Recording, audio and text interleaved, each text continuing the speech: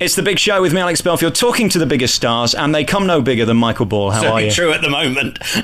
No, we're not talking weight. You're still delicious, and you must stop putting yourself up because the ladies still love you. It doesn't matter. No, well, the secret is if you say it before everyone else does, it takes away the sting.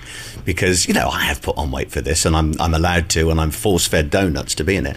But it's absolutely true. If you are the first to acknowledge your slight foibles and your weaknesses, then it takes the sting out of other people. The other thing is, though, you've still got those cute boy looks that the ladies seem to like. You see, I'm clinically obese and don't have that. Imagine. But you're not clinically obese, and I genuinely am. As far as the boys' good looks, that's certainly not true anymore. Are you loving this role still? Because you've been in this for about 400 years now, I think, here at the Shaftesbury, and Hairspray is one of the greatest shows ever because it's fun, it's upbeat, it gets on with it. You're not in the theatre for 17 hours. You can go to the pub afterwards, and you get to wear a frock. Yeah, so you've just about summed it up. I've decided to stay on. We haven't officially announced it, but what the hell? I am staying on. Might as well hear it here first, certainly until April. And I've never, ever, and I've been involved with some amazing shows, I've never been so fulfilled doing a show on every level. And I don't know if that has anything to do with wearing a frock. Maybe it does. But certainly, personally and professionally, I've found it the most fabulous experience. I love the people I'm working with. I so admire the writers and the director and the choreographer and all the creatives. I've been given my own freedom within that arena, and I like leading this company.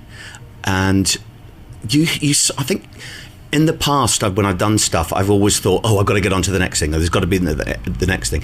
One thing that you learn with experience in this job is that nothing will last forever. And don't be too quick to throw it away, because you have to sometimes take time to relish what you're doing. And this is certainly the case with Hairspray. Nothing I've done has been as satisfying and as much fun and continues to surprise me and to stretch me. We've been talking now for nearly 10 years on and off about different projects you've been in, and I get to see theatre like you do with Ball on Broadway. There's a lot of rubbish out there. There aren't many gems, are there, that you enjoy going back to? I'm coming back to see the show again tonight, and I'm actually looking forward to it. I can't say that of many shows. I absolutely agree with you. There are and those shows that people do keep coming back to are the great shows. You know, people will keep going back to Les Mis, keep coming back to Phantom of the Opera, to Blood Brothers, to Chicago, and so on. And these are great shows. And I really do think that if they play it right, as Hairspray has been such a success on Broadway, it's now in its 7th year, I think. They could have the same thing here. You know, you cast it right, you pitch it right, you find it's got its little niche, and it's such a well-constructed show, and it's right for now. It's right for today's audiences. So yeah, I absolutely agree. There are very few shows that you come out and you think, do you know what? I'd really love to see that again. And it's it's the same feeling for us in the cast. You sort of truck along doing your show, and then you come to the end, and there's this ovation. Last night, I'm not joking. Last night, we don't know why it happened, where it came from, but it was like the opening night, from the get-go, from the moment that the orchestra started playing the overture. The audience were up. So that gave us a little charge. We came out and we delivered a show that was like the opening night. And we had the same reaction. On 3 levels, everyone's standing. Now, we've had nights as well where it hasn't, you have an average night, an ordinary night. But it's moments like that will take you as a performer by surprise. And you think, we really are in something special, and we don't take this for granted.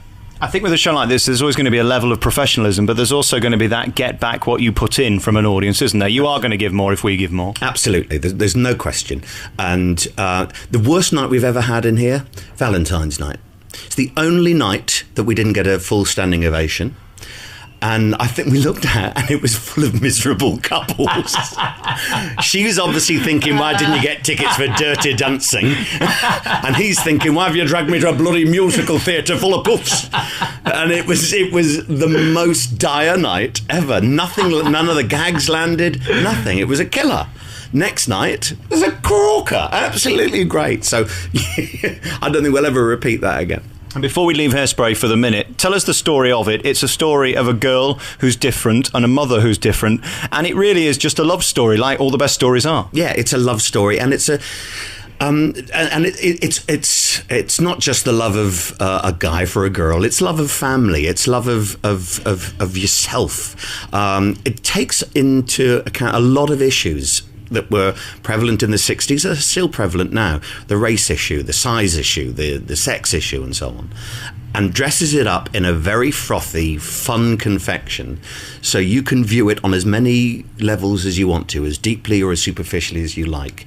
It's full of fantastic tunes, great characters. It's brilliantly constructed. It's the perfect musical comedy because it's smart. It's sophisticated. It's surprising. And sex is the biggest issue. It certainly is for me because I'm not getting any. Well, luckily Edna and Wilbur are at it, hammer and tongs. What's it like kissing a man? That's interesting. Well, I'll tell you, one of the worst experiences of my life was being French kissed by Mel Smith. On his last matinee, he grabbed me, he put his tongue in my mouth, and he did it like a washing machine. Can we play a record? This is just obscene. It was horrible. Horrible. It will live with me forever. We're back on The Big Show, talking to Michael Ball today. It's so fascinating how popular you are with your fans. They are obsessive, they love you, they fancy you, they're endeared by you, they go on your every word, they listen to you, they follow you around the country. How do you buy that? Because so many people fail at it, don't they, being popular? I don't really know. I don't... You would think from what you just said that I'd actually gone out of my way to try and make this happen. I don't try and exploit fans or anything. I just am myself with them. When I come into the stage door, there are people who are there a lot waiting for me, and when I come out, and I'll always stop and have a word if I've got time and so on. It's never... I don't know. Some people would say, is it spooky that you see the same faces time after time? And it isn't. It's just kind of how things are now. It's kind of like a family feeling, and no one is too obsessive and oversteps the mark. It's just nice that people like what I do. It's kind of safe, I suppose. It can be kind of edgy. I think the work that I do, unless you've been to all of the shows and been to the concerts and been to the one-man show and stuff, that you possibly would have a misconception about what goes on in them and what the content of them is, and how much they've changed and what the different stuff that I do. And I don't know, I'm just myself with them, and I'll let them be themselves. And I can honestly say that with one or two very notable exceptions, there's never been any problem. It's just a really wholesome, nice thing. And it'd be really churlish for you to poo-poo any of your fans, because without them you're finished, aren't you? Oh, absolutely. That's why you do. And what is so brilliant for me is when I have given myself, take this perfect example, Hairspray. Now, you wouldn't have thought, I seriously can't imagine any other artist whose fan club would embrace them coming in to play a 28-stone mother of one from agoraphobic from Baltimore. Can you imagine Cliff's or Barry Manilow's or anyone these? And they do. They go, you know what? You must go and do these things. Stretch yourself. Find new ways to entertain. And that gives you a real, I don't know, feeling of strength to know that you have those people who are behind what you do and will embrace anything new. They'll be really honest if they don't like it, as has always been the case, and that's fine as well. But they give me wings. I just want to talk about your palatial dressing room. This isn't showbiz enough for Michael Ball. Isn't it rubbish? This is the worst theatre in the West End. There's no question about it. It was, and we've done a lot of work here to bring it up to scratch. The front is lovely. The front of house, the stage, the auditorium, I love it. But Backstage is without doubt travesty. And I've managed to get it redecorated throughout. Got showers organised for when we came in. The boys and girls dressing rooms didn't have showers in them. It was just horrible. We had a plague of mice. But as far as rooms go, this room was actually 2 dressing rooms. Who were the lot? It was turned into 2 dressing rooms when they did Follies here. So the room we're sitting in now is where Diana Rigg dressed, and next door is where Julia Mackenzie dressed. And I've been really selfish and nabbed them both. Well, you're twice a man they are, I suppose. Exactly. This isn't up to your standard. No, it's not. But what can you do? It ain't the Palladium. Palladium. It was bigger than my first flat.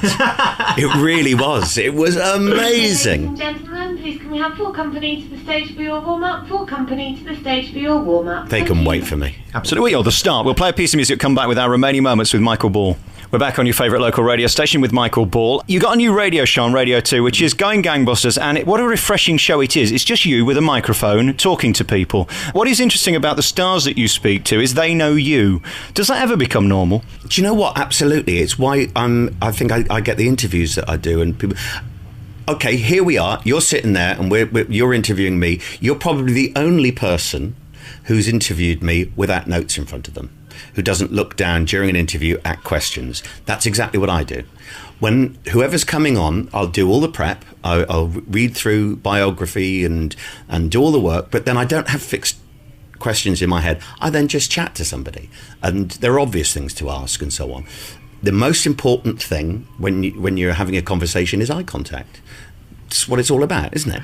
It's not really very difficult, this job, is it? Let's be honest. No, it's not difficult unless you have an agenda.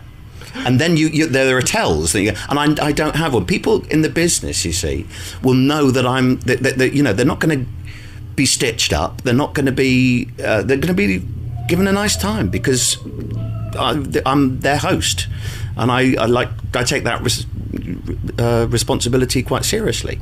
So, if people come on. Everyone, but Francesca Annis came on. They said, well, you're going to ask her about Ralph Fiennes, aren't you? Well, no, I'm not, actually. It's none of my business. Jane Asher was on last week. You're going to ask her about Paul McCartney? Absolutely not, because she's made it clear she's uncomfortable talking about that. Why would I want to score points? So I'm not interested in that, but I think that because I've done what I've done in this side of the business, on the actual performing side and so on, that there's an ease with the people I talk to. Dustin Hoffman, great example. He had been obviously primed about who I was and was fantastic. It started off very tense and then eventually wouldn't shut up, and we ruined the junket for everybody else coming to talk to him because he was going, no, we're carrying on talking for a bit. And I got in a lot of trouble for that. I'm about to get in the same trouble because you're meant to be on stage. I don't care about you. I'm on the poster, love. They can't do anything to me. So yeah, I love doing the show. I like the fact that I get to review do the newspaper reviews, do the arts roundup, and just talk to people, and and get to play silly music. And you don't even have to wear a frock. I don't have to, no, but obviously I choose to. I normally do a very nice peach caftan. It's interesting, though, what you say, because it's true. We can all get the first interview, but if you want to ask them back again, you can't do that for very long, can you? The clever dick act. Yeah. I'm not Jonathan Ross. I don't get people on so that I can talk about myself. But normally they're very nice and they'll do it for me anyway. And I'm not there to use them as a spar. It's just it's different. Radio is very different from television because you're right up against someone's ear in someone's house, and it's far more casual. So it's I don't know. It's a nice thing. It's a privilege to do something like that. All right, before we go, we've got loads of questions from your fans. Alana in Liverpool says, what are you most proud of? Coming up to my 25th anniversary in the business, I think I'm really, really proud of winning the Olivier. It was a dream, absolutely a dream. I kind of joined their club, the legitimate theatres club. I'm proud of that. I'm proud of my of the prom I did. I'm full of myself at the moment. So yeah, and I'm proud that there have been fans who've been part of it for since the beginning, and new ones come, and it just keeps going. I'm just enjoying it. What about the book? Jenny in Cheshire says she really wants to read the Michael Ball autobiography. Is it going to happen? No, it isn't. Not till I'm ready to write one, and that won't be for ages. I think there's no point in doing a book until you've finished, because you don't know what the next chapter is unless you're Jordan. She's on number 5, isn't she? She's on number 5, yes. So no, I think if you're going to do an autobiography, you're going to tell where the bodies are buried. So I want to carry on. I want to carry on working for a while. So I don't want to name the names. Some very quick ones to finish with. Nancy Garcia in New Jersey, USA says, "What's your favourite word?" Onomatopoeia. Ah, very good. Julie says, is there going to be a CD of the British cast of Hairspray? Do you know, I don't think there is now. They kind of let it run, and I think they've lost the moment, and I'm really disappointed in that, because we no longer will be the original cast. So I think that the producers sadly missed the boat. Nothing to do with me. I would have done it for nothing. Maria in Staff says, who's your dream guest for the radio show? Oh, who would be my dream guest? I've really got no idea. I'd like to talk to... who would I love to do? God, I don't know. Who'd be really... Madonna. That'd be really interesting, wouldn't it? No, do you know, I really wouldn't enjoy that at all. I'd be too uptight. See, I'm more Sue Pollard and Jane McDonald, I've got to be honest with you. That's why we're so different. That's why you're on Radio 2 and I'm sat here.